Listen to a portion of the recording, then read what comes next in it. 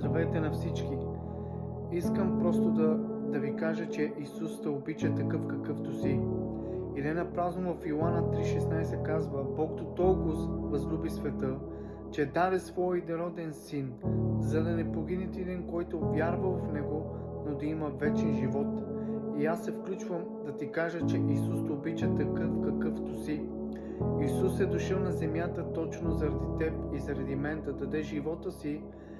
И Словото казва, че Той е отишъл горе на небето и е приготвил място. И един ден, когато дойде да вземе невястата си, църквата си, ще ни вземе там, където е Той, да бъдем и ние. Той мисли за теб най-доброто. Мисли да ти даде мир, бъдеще и надежда.